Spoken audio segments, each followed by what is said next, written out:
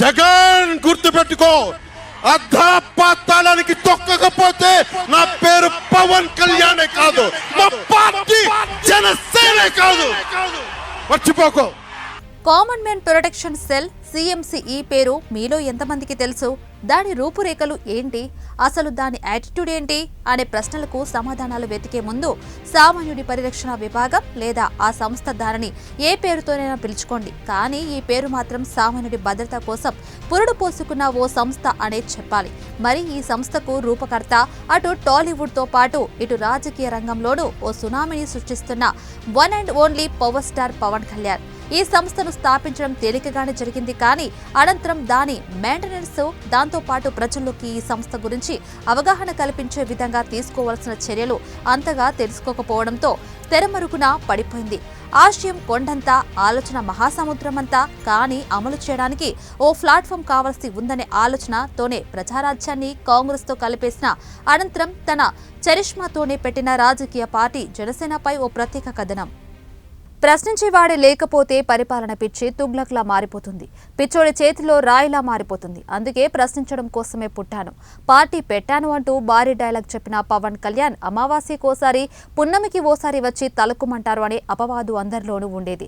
దాంతో జనసేన ఉనికి ఆకాశంలో నక్షత్రాలా కనిపించేది. పార్టీ పెట్టిన తొలినాళ్లలో భయంకరమైన విమర్శలు ఎదుర్కొన్న పవన్ కళ్యాణ్ చిరంజీవి ప్రజారాజ్యాన్ని కలిపేసినట్లుగానే పవన్ కూడా తన పార్టీ జనసేనను ఏదో ఒక దాంట్లో కలిపేస్తారని ఓ విమర్శాత్మక టాక్ అయితే నడిచింది. కానీ ఇక్కడే విమర్శకుల నోరు బంద్ అయ్యే విధంగా ప్రత్యేక ప్రణాళికలు కూడా రచించారు పవన్. ఆయన స్థాపించిన జనసేన పార్టీ ప్రజల్లోకి అంతే తేలికగా వెళ్లలేదనేది సుస్పష్టం. అందుకోసం అతను పడిన మనోవేదన కేవలం ఆ భగవంతుడికి మాత్రమే తెలుసు. పార్టీ నిలబెట్టడానికి పవన్ చేసిన హోంవర్క్లో భాగంగానే 2019లో ఒకే ఒక్క సీటు గెలవడం, 2 చోట్ల పవన్ ఓడిపోవడం లాంటి పరిణామాలు చోటు చేసుకున్నాయి.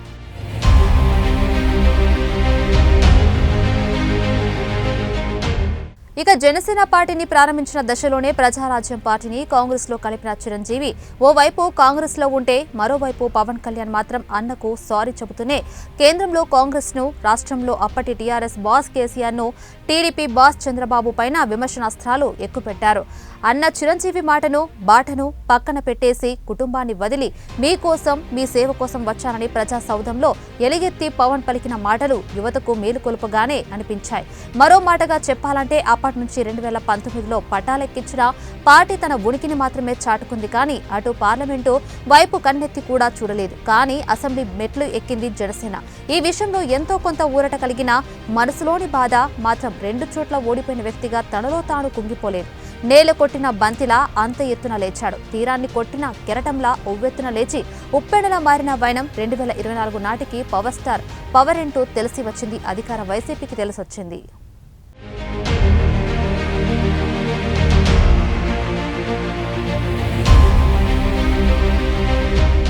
ప్రశ్నిస్తే ప్రతిపక్షాలపై మానసికంగా వేధించడం, ఉన్నవి లేనివి కలిపి కేసులు పెట్టి భయంకరంగా బెదిరించడం లాంటి ఘోర ఘటనలకు నిలువెత్తు నిదర్శనంగా వైసీపీ బ్రాండ్ నేమ్ గా మారింది.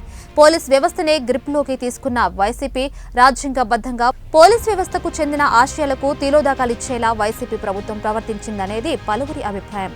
దీనికంతకు కర్త, కర్మ, క్రియ ఆ పార్టీ అధినేత జగన్మోహన్ రెడ్డి విజ్ఞాతగా పరిశీలకులు భావిస్తున్నారు.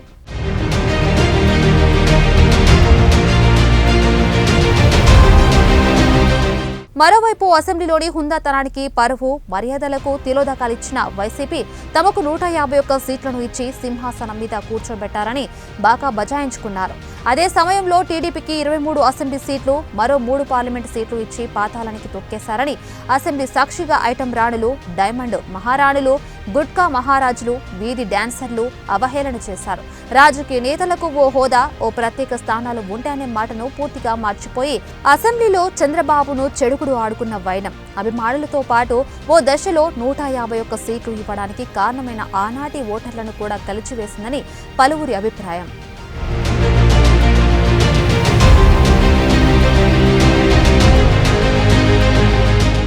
2019లో అధికారం చేజిక్కించుకున్న వైసీపీ రాష్ట్రమే తమ సొంత ఎస్టేట్గా భావించారేమో తెలీదు, కానీ మొత్తం మీద రాష్ట్రంలో తాము చెప్పిందే వేదం, తాము చేసిందే కార్యంగా భావించారు జగన్ అండ్ కో. ఈ నేపథ్యంలోనే మానవత విలువలకు తిలోదకాలిచ్చేసిన వైనం, వాళ్ళ ప్రవర్తన తీరు రాష్ట్రంలో పరిపాలనా విధానానికి ఓ మోడల్. రూపం లేదనేది పూర్తిగా అర్థమవుతుంది. సంక్షేమ పథకాలంటే కేవలం డబ్బులు పంపకాలే కాదని, రేపటి తరానికి డబ్బులు సంపాదించుకునే మార్గాన్ని చూపించడమే అనేది జగమెరిగిన నగ్న సత్యం. దీనినే మరో మాటగా చెప్పాలంటే, నదుల నుంచి పంట పొలాలకు చేరాల్సిన నీరు వృధాగా పోతుంటే చూసి ఆవేదన చెందిన ఫీలింగ్. హీరాకుడ్, బాక్రానంగల్తో పాటు మన తెలుగు రాష్ట్రంలో నిర్మించిన నాగార్జున సాగర్ ప్రాజెక్టులు ఈనాడు తలెత్తుకుని ప్రపంచాన్ని వాటి ఘన చరిత్రను చాటుకుంటున్నాయి. మరి ఇప్పుడు అంత ఫీలింగ్ ఎవరికుంది? ముఖ్యంగా వైసీపీలో ఇంత లోతైన ఆలోచన ఉందా అనే ప్రశ్నకు సమాధానం మాత్రం లేదు అని అతి తేలికగానే చెప్పవచ్చు. కష్టఫలి అనే విధానానికి తిలోదకాలిచ్చేసి ఇంట్లో కూర్చుంటే మీ చేతికి డబ్బులు పంచుతామనే మెస్మరిజం మాటలు ముఖ్యంగా ఏపీ వాస్తుల్లో 90% పనిచేయలేదనేది వాస్తవం.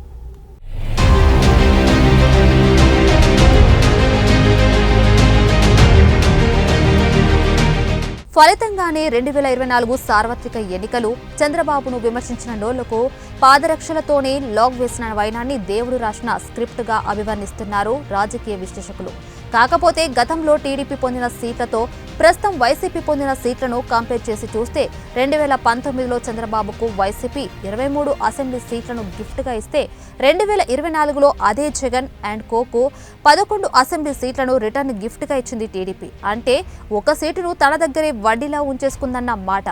ఈ ఈక్వేషన్స్ ను పక్కన పెడితే గతంతో పోలిస్తే టీడీపీ సగానికంటే వైసీపీ ఎక్కువగానే సీట్లను మాత్రమే ఏపీ ఓటరు మహాశయులు కట్టబెట్టారు. పోనీలే పాపం అనే చందన దయతల్చి ఇచ్చిన సీట్లు 11 వైసీపీకి ఓ పెద్ద లిసనే చెబుతున్నాయనిపిస్తుంది. 23 సీట్లు గెలుపొందిన టీడీపీని 3 ఎంపీ సీట్లతో కనీసం ప్రతిపక్ష హోదానైనా కాపాడుకుందనేది జగమెరిగిన నగ్న సత్యాన్ని జగన్ అండ్ కో గమనించే ఉంటుంది. అయినా గత 5 సంవత్సరాలుగా కేవలం 23 సీట్లతో ఏమీ చేయలేక దిగులు పడ్డ టీడీపీని చూసి ఇక టీడీపీ పడైపోయింది అని విరగపడి నవ్వింది వైసీపీ వర్గం. చెప్పలేని అవమానాలు, భరించలేని చిత్కారాలు, కౌరవ సభని తలపించిన వైనం వైసీపీ వర్గాల్లో స్పష్టంగా కనిపించాయంటున్నారు టీడీపీ నేతలు. టీపీ కార్యాలయాన్ని అద్దెకివ్వాలంటూ అవహేళన చేసిన అది వైసీపీకి ఇప్పుడు కేవలం 11-4 సీట్లు వచ్చినందున తమ కార్యాలయాన్ని హోటల్ రూమ్లో గానో లేదు లేక ఏదైనా బిజినెస్ కారిడార్గానే మార్చుకుంటారేమో అనే అనుమానాలు పలువురిలో కలుగుతున్నాయి.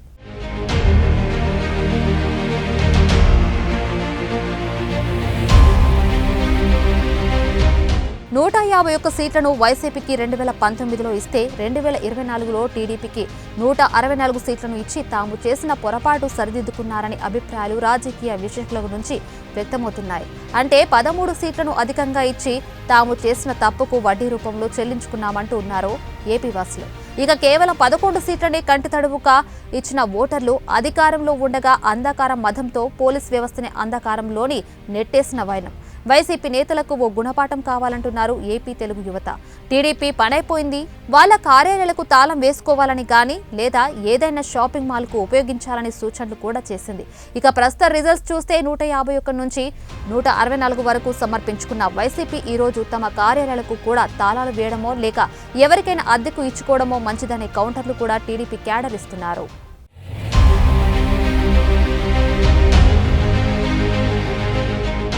మరోవైపు ఒంటరిని చేసిన కౌరవ సేనల మానసిక హింసకు దిగిన వైసీపీ నేతలపై వీరాంజనేయుడులా సహించలేకపోయాడు పవర్ స్టార్. అందరూ అయ్యో పాపమని జాలి చూపిస్తుంటే పవన్ కళ్యాణ్ మాత్రం డైరెక్ట్ అటాక్ ఇచ్చారు. చేయని నేరానికి సంబంధం లేని విషయంలో కేసు పెట్టి జైలుకు పంపిన జగన్ చంద్రబాబుకు అండగా నిలిచారు. కష్టాల్లో అండగా నిలిచిన వాడే మనవాడు అనే సామెతకు అసలు సిసలైన అర్థాన్ని ఇచ్చిన పవన్ కళ్యాణ్ కు తెలుగు రాష్ట్రాల నుంచి ప్రశంసలు వెల్లువెత్తుతున్నాయి. వైసీపీ వ్యతిరేక ఓటును చీలిపోనివ్వనంటూ టీడీపీతో జతకట్టిన జనసేన అనడం కంటే కష్టకాలంలో టీడీపీకి కొండంత అండగా నిలిచిన పవర్ స్టార్ అనడమే సబబేమో. ఎనీహౌ సాహో అంటున్నారు టీడీపీ వర్గాలు, ఆ పార్టీ కార్యకర్తలు. అడుగడుగున పెద్ద మనసు చేసుకుని 70 ఏళ్ల రాజకీయ దురంధరుడికి దీటుగా పరిపక్వత పొందిన రాజకీయ నేతగా పవన్ కళ్యాణ్ ఆవిష్కృతం అవ్వడం నిజంగానే ఏపీకి ఓ మంచి శుభపరిణామమో అనేది పలువురి అభిప్రాయం.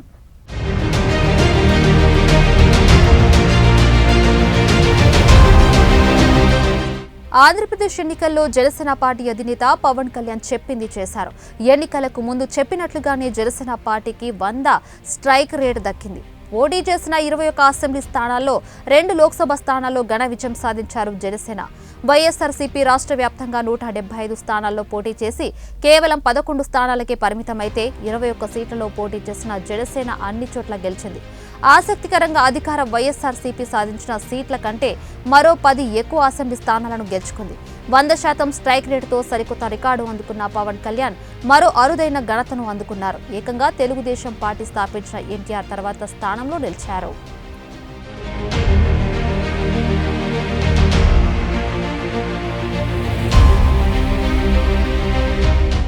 ఉమ్మడి ఆంధ్రప్రదేశ్, విభజిత ఆంధ్రప్రదేశ్లో సినిమా రంగం నుంచి విశ్వవిఖ్యాత నట సార్వభౌముడు Nandamuri Taraka Rama Rao, megastar Chiranjeevi, power star Pawan Kalyan రాజకీయాల్లోకి అడుగుపెట్టారు.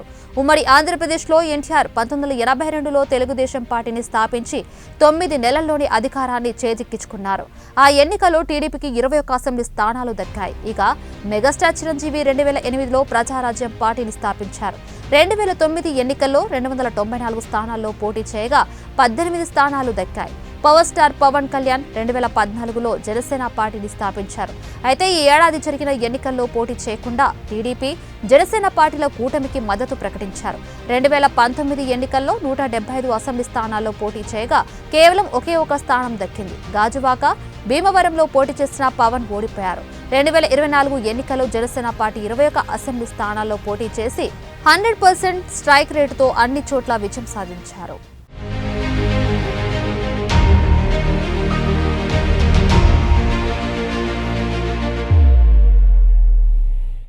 ఎక్కడ నెగ్గాలో కాదు, ఎక్కడ తగ్గాలో తెలిసినోడు పూర్తిగా పరిపక్వత పొందిన మనిషిగా గుర్తించబడతారు.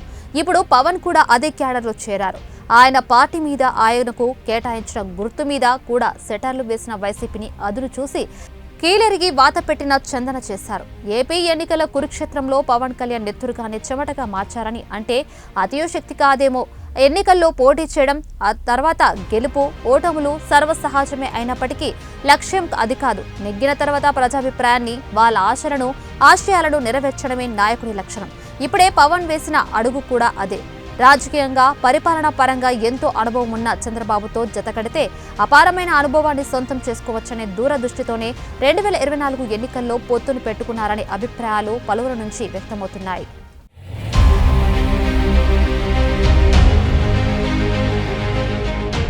నాలుగు పెళ్లిళ్లు, 2 చోట్ల ఓటమి అంటూ వైసీపీ మూకలు అవహేళన చేసిన ఆయన మనోధైర్యం, గుండె నిబ్బరం చలించలేదు, కుంగి కృషించిపోలేదు. ఏ పార్టీ నుంచైతే అవమానకరంగా మాటలు పడ్డారో ఇప్పుడు అదే పార్టీని భూపాతలంలోకి తొక్కేశారు అనేది రాజకీయ వర్గాల అభిప్రాయం.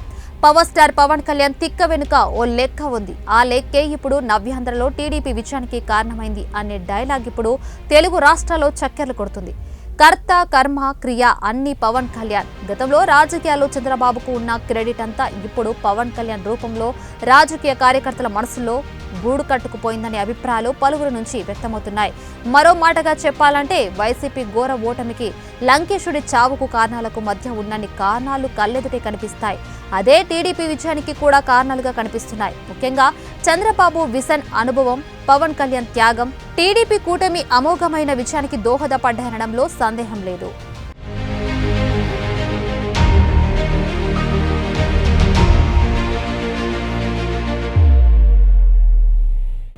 2019 ఎన్నికల్లో భీమవరం, గాజువాక రెండింటిలోనూ పవన్ కళ్యాణ్ ఓడిపోయినప్పుడు ఆయనకు ఎందుకు రాజకీయాలనే విమర్శలు వచ్చాయి.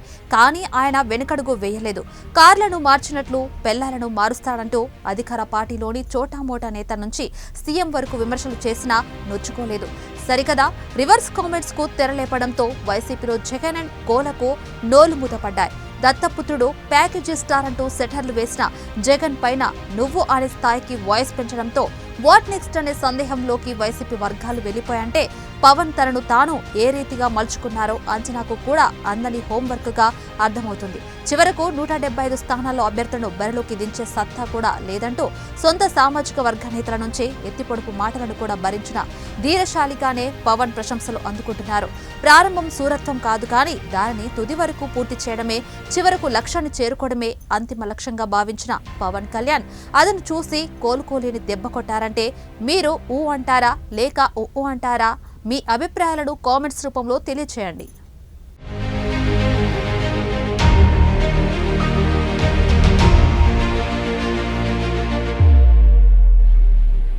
ఇది వాల్టి స్పెషల్ స్టోరీ. మరో స్టోరీతో మళ్ళీ కలుద్దాం. Until then stay tune 1 TV, ప్రతిక్షణం ప్రజల పక్షం.